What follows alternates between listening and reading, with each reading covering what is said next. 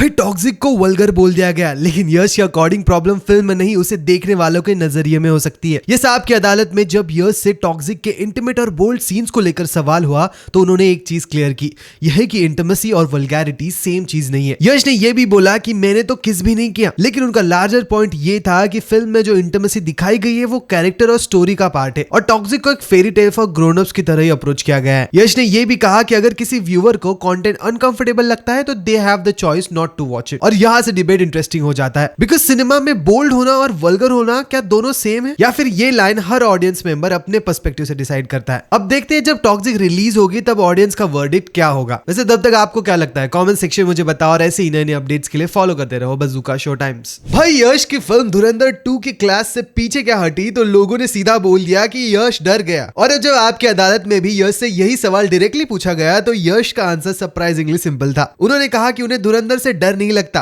उनके लिए box office competition से ज्यादा इंपॉर्टेंट ये है कि जो फिल्म वो ऑडियंस को प्रॉमिस कर रहे हैं क्या वो एक्सपेक्टेशन पर खरी उतरेगी या नहीं। मतलब यश के लिए असली प्रेशर ये नहीं था कि सामने रणवीर सिंह की फिल्म है, असली प्रेशर ये था कि टॉक्सिक देखने के बाद क्या ऑडियंस बोलेगी हाँ वर्थ इट। और ये बात स्पेशली इंटरेस्टिंग है बिकॉज टॉक्सिक की release date multiple time shift हो चुकी है, तो जब लोग इसे फियर या कॉम्पिटिशन से जोड़ते हैं यश का कहना यह है कि he is playing a different game. वैसे अब फिल्म रिलीज होने के बाद पता चलेगा कि ये कॉन्फिडेंस था या यश ने सच में एक बहुत बड़ा गैम्बल लिया है। बाकी तब तक आप मुझे अपना ओपिनियन कमेंट से बताओ, और ऐसे ही नए नए अपडेट्स के लिए फॉलो करते रहो। 4000 करोड़ रामायण का बजट सुनते ही सबको एक ही सवाल था, भाई ये पैसा रिकवर कैसे होगा। और अब आपकी अदालत में भी यश को एग्जैक्टली इसी सवाल का सामना करना पड़ा है। यस, लेकिन यश बजट को डिफेंड करने के लिए एक इंटरेस्टिंग कंपैरिजन दिया, हॉलीवुड का एग्जांपल। उनका पॉइंट बेसिकली ये था कि रामायण को सिर्फ एक इंडियन फिल्म की तरह कैलकुलेट करना ही गलत अप्रोच है। ये फिल्म ग्लोबल ऑडियंस के लिए बनाई जा रही है और इसका स्केल भी उसी लेवल का है, और 4000 करोड़ का फिगर भी पूरी 2 पार्ट फिल्म का ओवरऑल बजट है। मतलब इसे सिर्फ पार्ट 1 के बजट के साथ कंपेयर करना सही नहीं होगा। यश का आर्गुमेंट सिंपल है, अगर आप दुनिया की बिगेस्ट फिल्म्स के साथ कंपीट करना चाहते हो तो उनकी तरह ग्लोबल मार्केट को भी टारगेट करना पड़ेगा। लेकिन अब असली टेस्ट ऑडियंस करेगी, क्या रामायण का स्केल इतना बड़ा होगा कि ये 4000 करोड़ का गैम्बल जस्टिफाई हो। आपको क्या लगता है कमेंट सेक्शन में मुझे बताओ, और ऐसे ही नए नए अपडेट्स के लिए फॉलो करते रहो। भाई मिर्जापुर का नाम सुनते ही अगर आपको सिर्फ गन्स, गालियां और वॉयलेंस याद आता है तो ये सॉन्ग आपके लिए है, बिकॉज वारू is back. Yes, Mirzapur the movie का रोमांटिक ट्रैक वारू फॉरएवर रिलीज हो गया है और मेकर्स ने इस बार एक इंटरेस्टिंग ट्विस्ट दिया है। ओरिजिनल वारू में रोमी की आवाज थी और अब न्यू वर्जन में रोमी के साथ श्रेया घोषाल के वोकल्स भी है। सबसे स्पेशल पार्ट, ओरिजिनल कंपोजर और लिरिसिस्ट दोनों वापस आए हैं। तो बेसिकली सॉन्ग का सोल सेम है, बस इस बार एक फ्रेश म्यूजिकल टच दिया गया है। ओरिजिनल वारू को फैंस ने गुड्डू और स्वीटी की लव स्टोरी के साथ एसोसिएट किया था, लेकिन अब मिर्जापुर द मूवी में ये सॉन्ग किस रिलेशनशिप या किस मोमेंट को हाईलाइट करेगा ये देखना इंटरेस्टिंग होगा। बिकॉज मिर्जापुर जैसे वायलेंट वर्ल्ड में सडनली एक सोलफुल रोमांटिक ट्रैक आता है तो वो सीन को और भी मेमोरेबल बना देता है। और श्रेया घोषाल की वॉइस के साथ वारू का ये न्यू वर्जन कितना डिफरेंट फील करेगा, that's what I am waiting to hear. बाकी आपका क्या टेक है कमेंट सेक्शन मुझे बताओ, और ऐसे ही नए नए अपडेट्स के लिए फॉलो करते रहो बज़ूका शो टाइम्स।